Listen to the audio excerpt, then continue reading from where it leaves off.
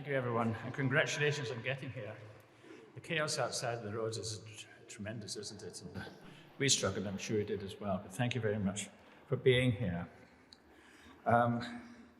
It's wonderful that we'd be able to get together like this. It's not been possible for a long time to get together properly with friends and family, and so it's wonderful that we can do that here today.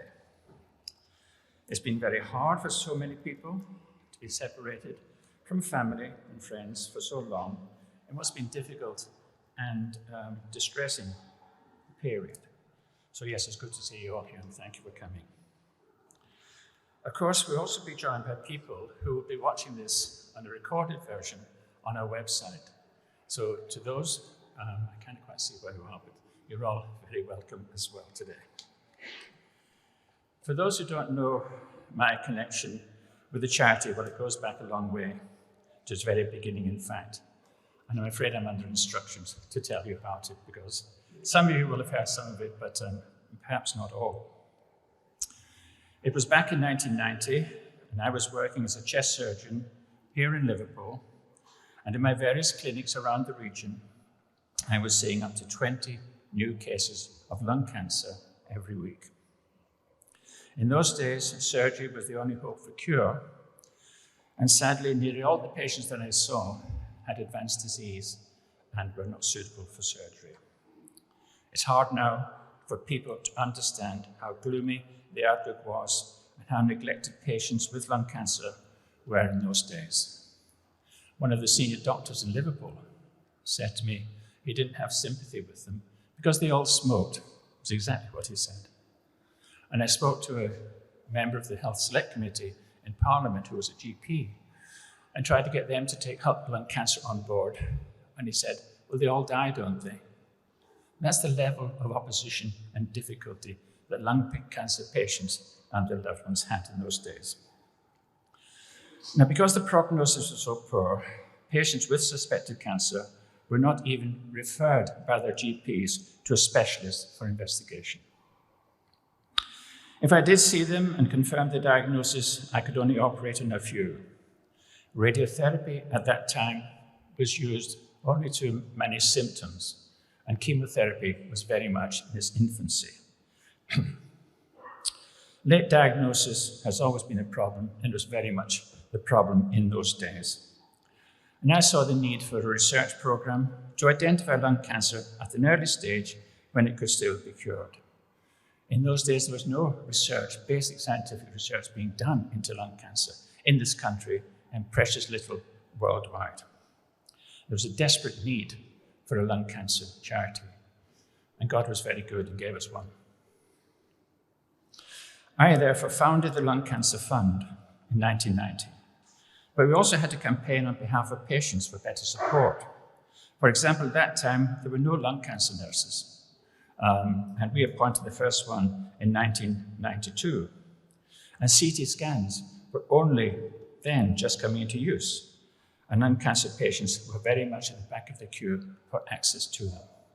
I tried to get a CAT scan in Broad Green for examining and investigating patients with lung cancer, and I was turned down. We ploughed on from 1990, a very lonely furrow of research, but we did manage to do a lot of things for patients and very much involved in helping people not to smoke. And it wasn't until 15 years later, I have to tell you, that the major cancer charities followed our lead and began to invest some of their huge income into early detection of lung cancer.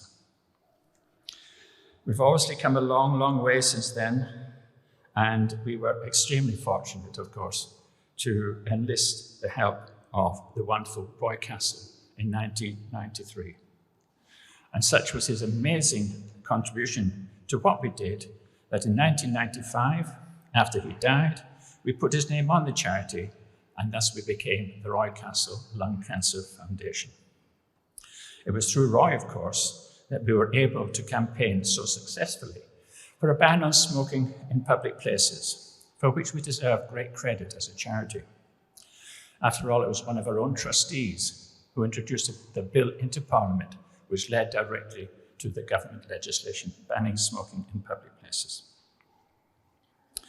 Of course, none of these achievements could have been possible without the support of hundreds, probably thousands of people like yourselves who have experienced at first hand the devastating effects of lung cancer.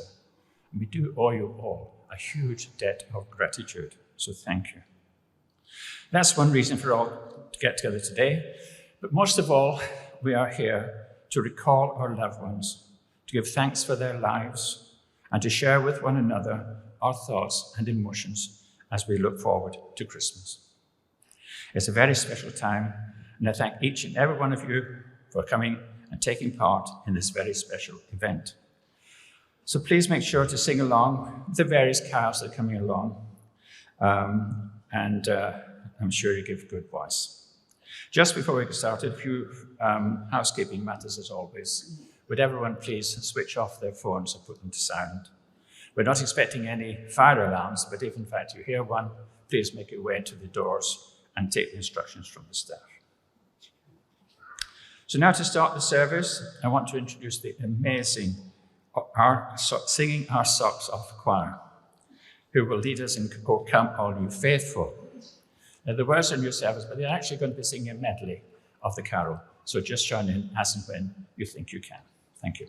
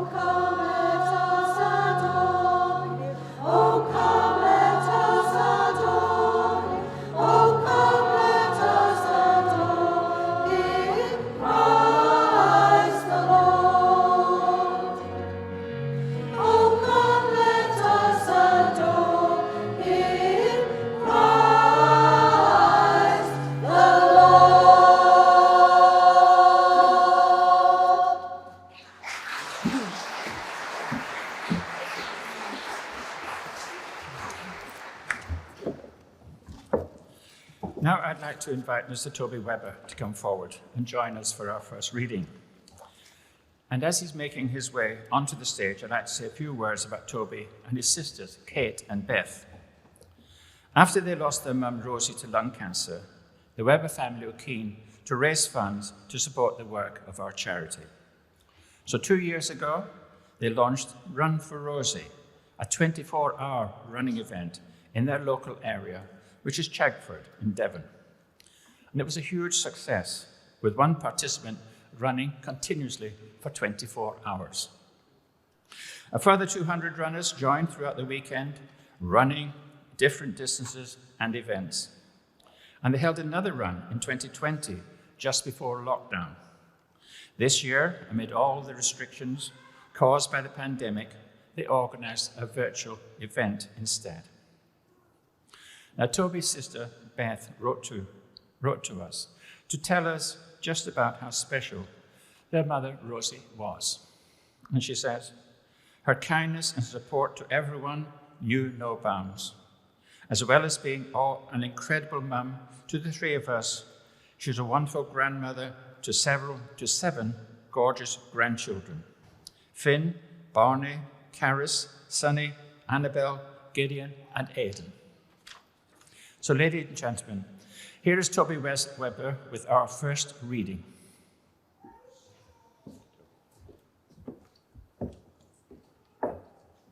Thank you very much. It's called The Dash. I read of a man who stood to speak at the funeral of a friend. He referred to the dates on the tombstone, from the beginning to the end. He noted that first came the date of birth, and he spoke the following date with tears. But he said what mattered most of all was the dash between those years. For that dash represents all the time they spent alive on earth. And now, only those who loved them know what that little line is worth. For it matters not how much we own, the cars, the house, the cash. What matters is how we live and love and how we spend our dash. So think about this long and hard. Are there things you'd like to change? For you never know how much time is left that can still be rearranged. If we could just slow down enough to consider what's true and real, and always try to understand the way other people feel, and be less quick to anger, and show appreciation more, and love the people in our lives like we've never loved before.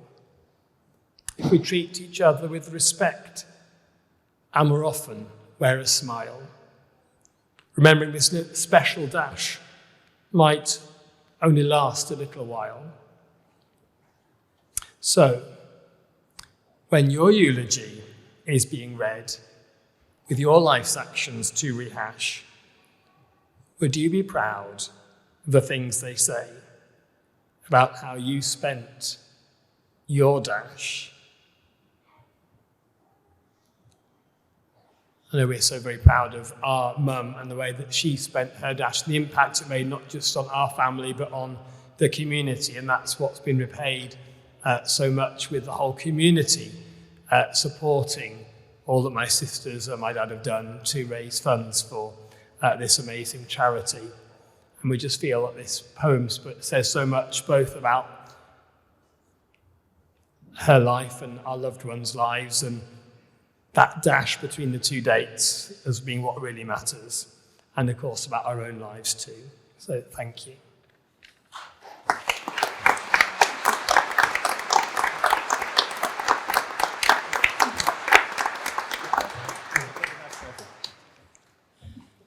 There we go. Thank you very much, Toby. Now, just stay with us a moment, because we've got a little job we want you to do, because now is the moment we've all been waiting for, when we light up the Christmas tree. Before you do that, let's get your family to join you on stage. Ladies and gentlemen, Please welcome Rebecca and the children to the stage. Thank you.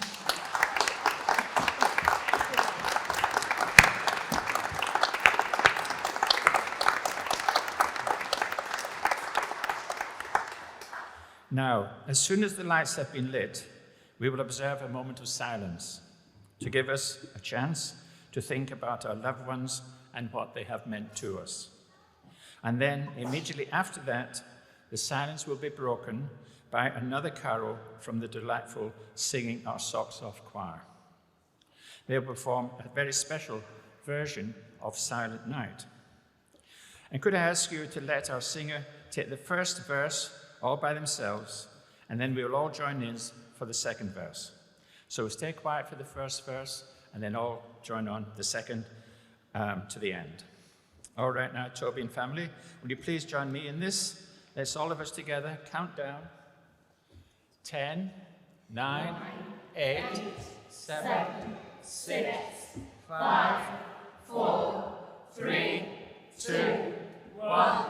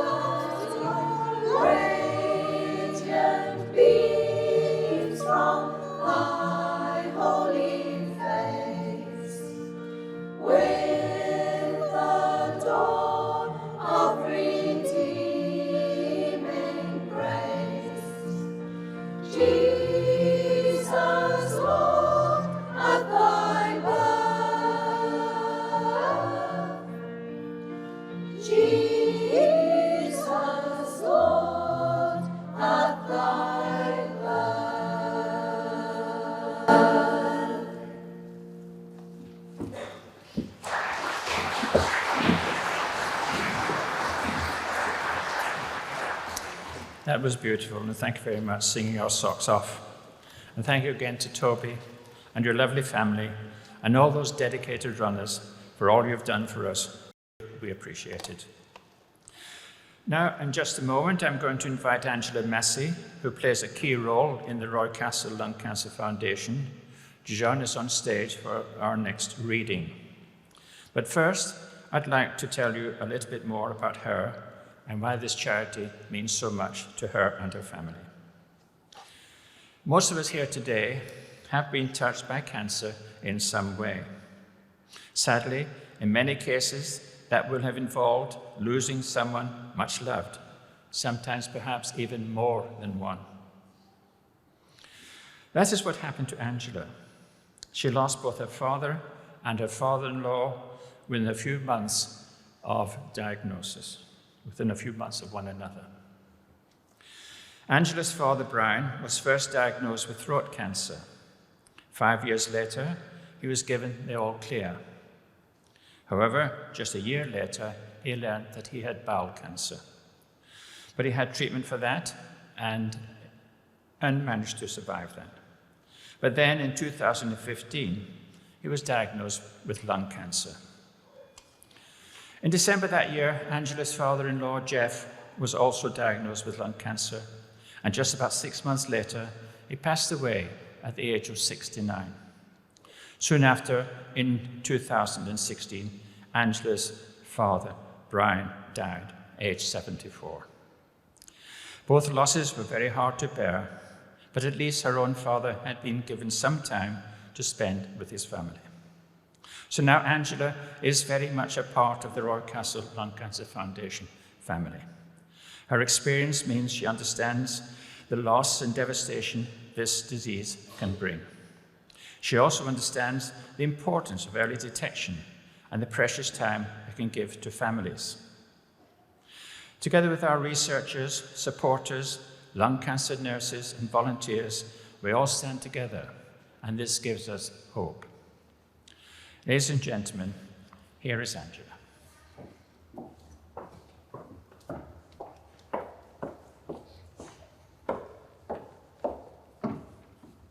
Thank you, Ray. Time will ease the hurt.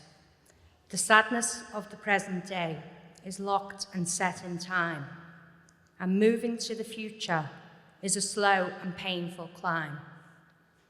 But all the feelings that are now, so vivid and so real, can't hold their fresh intensity as time begins to heal. No wound so deep will ever go entirely away, yet every hair becomes a little less from day to day. Nothing else can erase the painful imprints on your mind, but there are softer memories that time will let you find. Though your heart won't let the sadness simply slide away, the echoes will diminish, even though the memories stay. Thank you.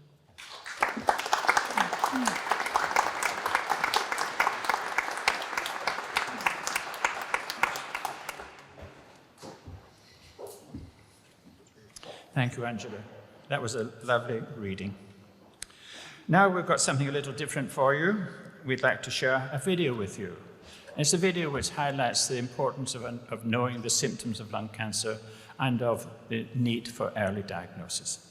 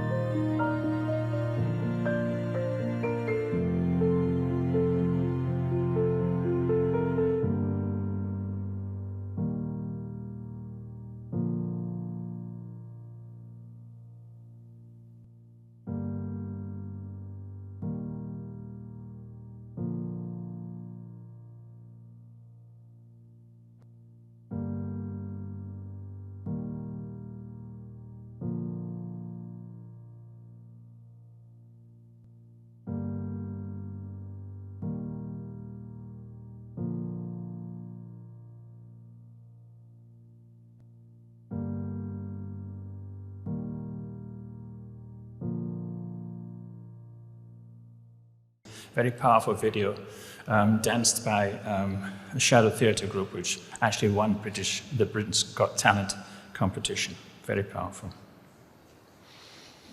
Now it's time for our third choir this afternoon. And this time, this is something very different. It's the turn of the wonderful Liverpool Harmonic Gospel Choir with Angels Sing.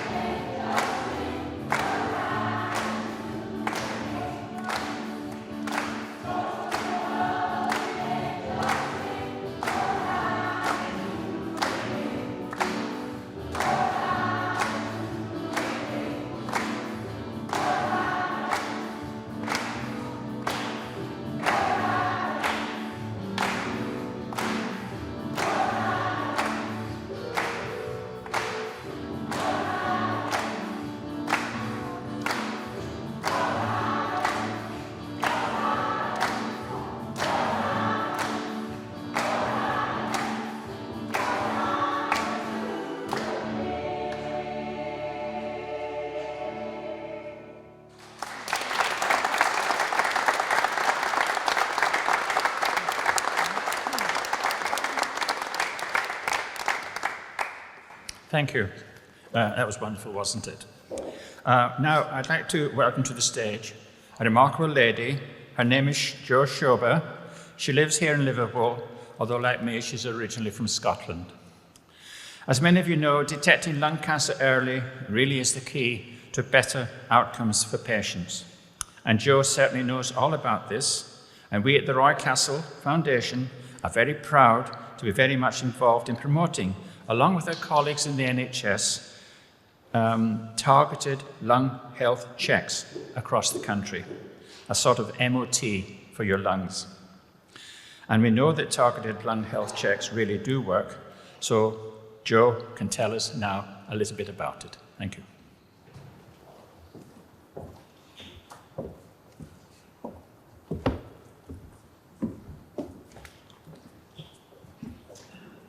A life that matters. Live a life that matters. Ready or not, someday it will all come to an end. There will be no more sunrises, no minutes, hours, or days. All the things you collected, whether treasured or forgotten, will pass to someone else. Your wealth, fame, and temporal power will shrivel to irrelevance. It will not matter what you owned or what you were owed. Your grudges, resentments, frustrations, and jealousies will finally disappear. So too, your hopes, ambitions, plans, and to-do lists will expire. The wins and losses that once seemed so important will fade away.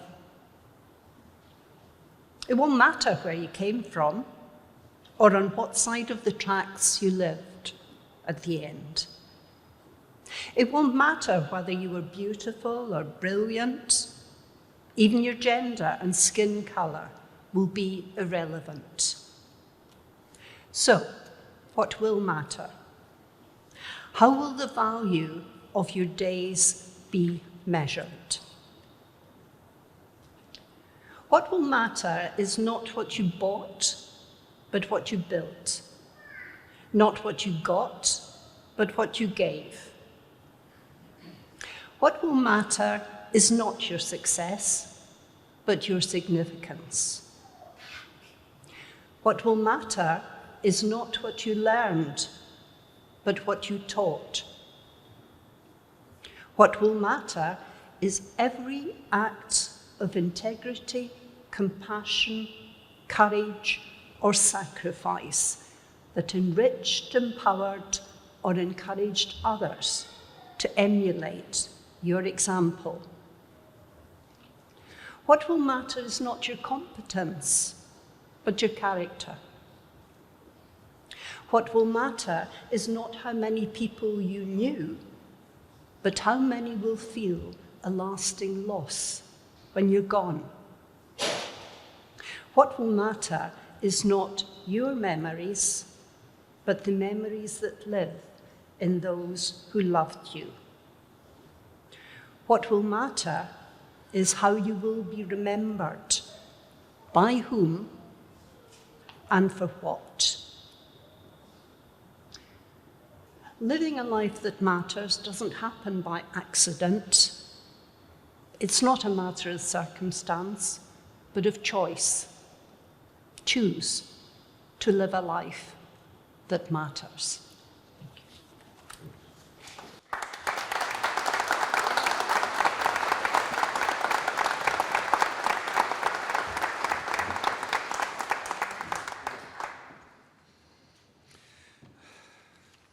There we go. Well, thank you very much, Jo. That was very special, and thank you very much. Now, we can all be absolutely sure that this charity will continue to campaign for and fund research into better early diagnosis. And one day soon, I'm hoping very soon, we will be able to see a national lung cancer screening program. It's something that have been a daydream for me for many, many years since we started out, and I think it's not too far away. Now, Our next speaker is very passionate about the foundation and what it does. Mandy Lucas, who should be here. Unfortunately, her husband has just had a positive COVID test, so he's not able to be with us. And what she was going to say will be read by Jenny, who has been fantastic in organizing all of this. She's already organized 2 events this morning, Santa sing-alongs. So she's not dressed for the occasion, she tells me, but she's our director of fundraising and does the most fantastic job. Mandy is a very enthusiastic and efficient and wonderful trustee of the foundation. You may have seen her recently on breakfast television, which is a great advocate for what we're doing. And I'm sorry, Mandy, that you cannot be here today with us. So please welcome Jenny Lloyd to the stage.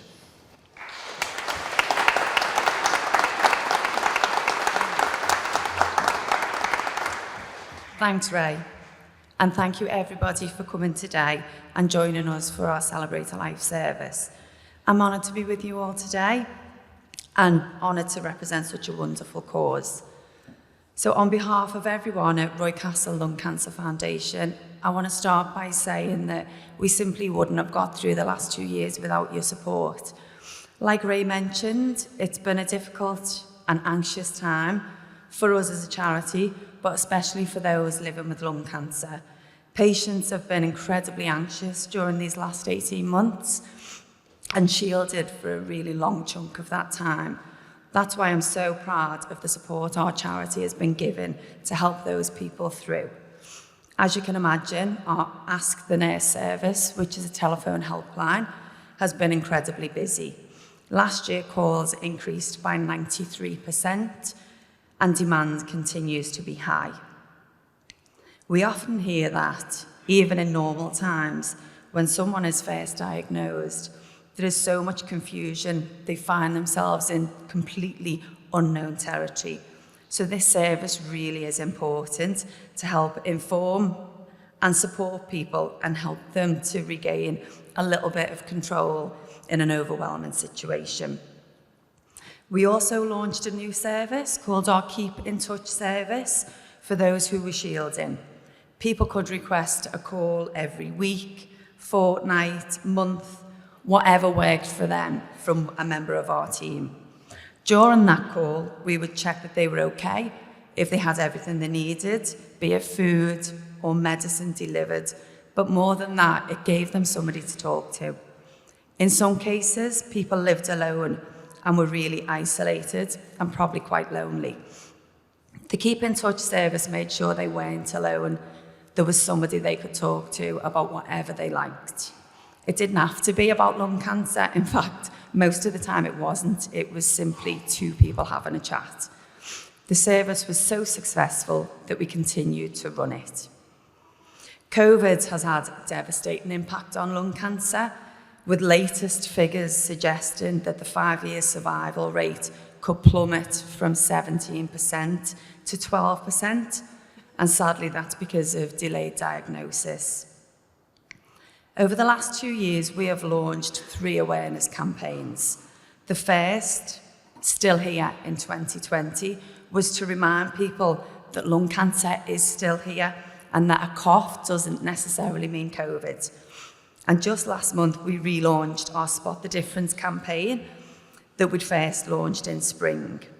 The idea is to help people identify those subtle changes, the differences in their health, and then encourage them to take action. Because that is key, spotting lung cancer as soon as possible.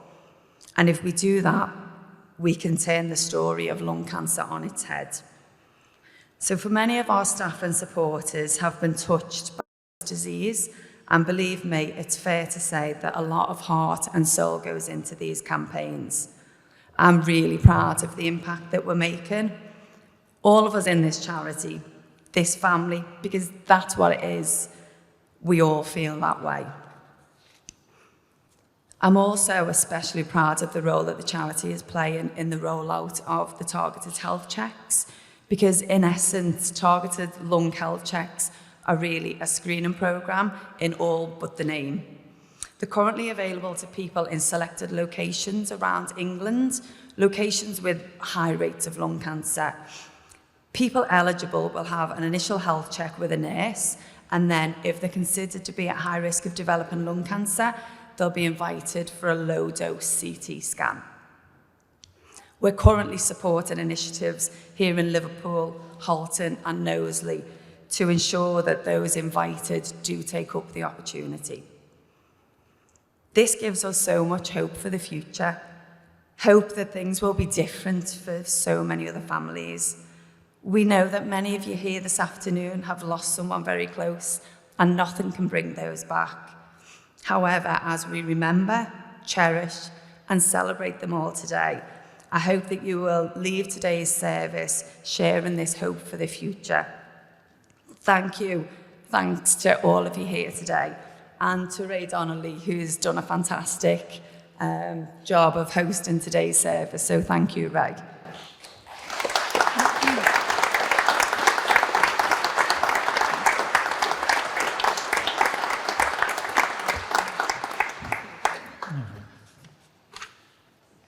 We're nearly through now. Find the next page. We've got one final song this afternoon, but before that, I'd like to thank all our wonderful speakers and our wonderful singers who have made this event so special. I must also sincerely thank all of you as well for your donations to the Celebrate a Life appeal, and for all your lovely messages that you have filled in for this beautiful, beautiful tree. If you haven't already left your message, there's still time to write one, so do make your way over to a member of staff afterwards when we are finished, if you'd like to do that. Now, I'd like to welcome back the Singing Our Socks Off choir to send us off in style, and they will sing O Holy Night.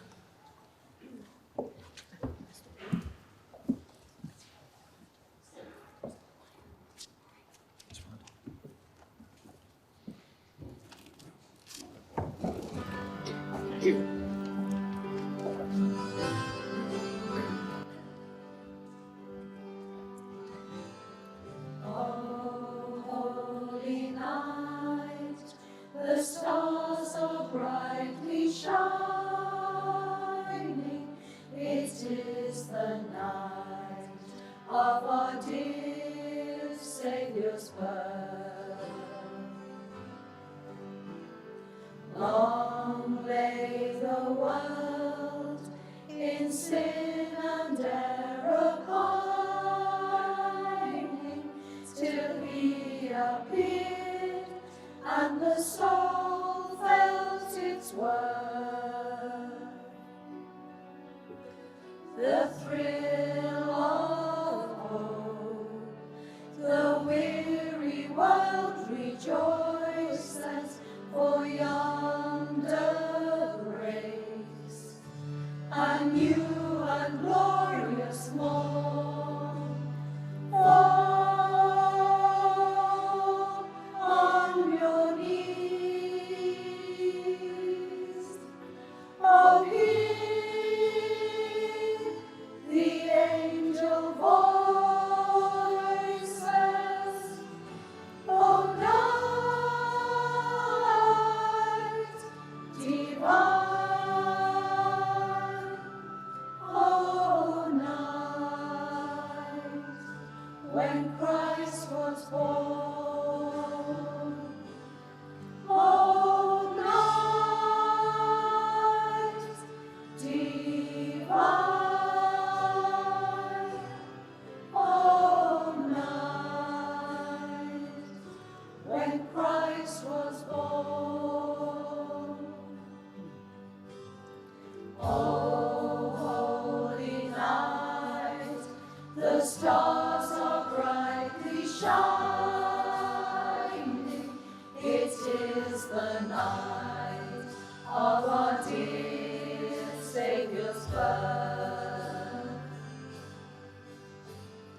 Long lay the world in sin and error pining, till He appeared, and the soul felt its worth.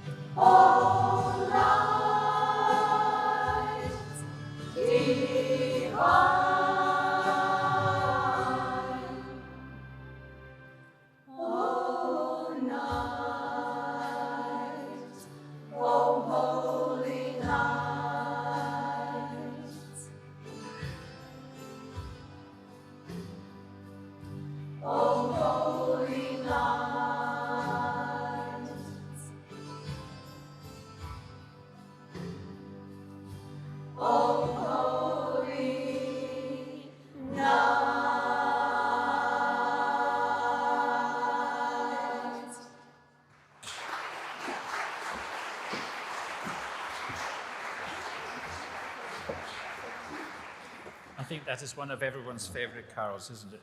And beautifully sung. Now, finally, I want to take this opportunity to wish you all a very good Christmas from myself and from everyone at the Roy Castle Lung Cancer Foundation. Please do stay for a while and join us for a cup of tea or coffee and some refreshment. I think you've earned it. Finally, we hope you have a very safe journey home and enjoy the festive season. Thank you so much for coming and for all your support. And to sing us on our way, let us stand for the Liverpool Harmonic Gospel Choir, who will sing Hark the Herald Angels Sing. Let's all join in.